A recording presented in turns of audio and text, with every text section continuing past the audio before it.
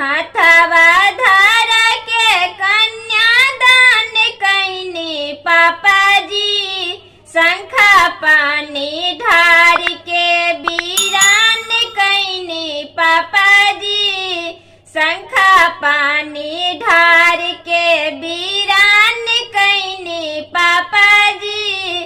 कवने कसुरा हमें कैले रहनी पापाजी, कवने कसुरा हमें कैले रहनी पापाजी।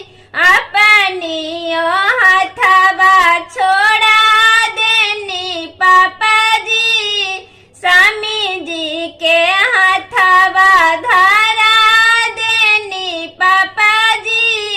हम नाही हथवा छोड़बनी गे बेटी, हम नाही हथवा छोड़बनी गे बेटी।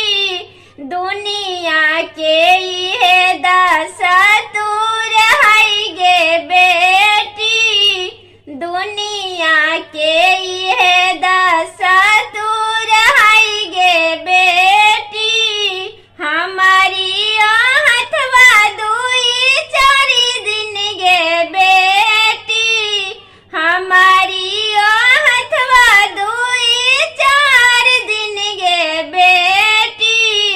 स्वामी जी के संघवा जन्म जन्म गे बेटी, स्वामी जी के संघवा जन्म जन्म बेटी गे। थरिया पर थरिया दे के दान कैला भैया जी, थरिया पर थरिया दे के दान कैला भैया जी। शंखा पानी ढार के वीरान कैला भैया जी, शंखा पानी ढार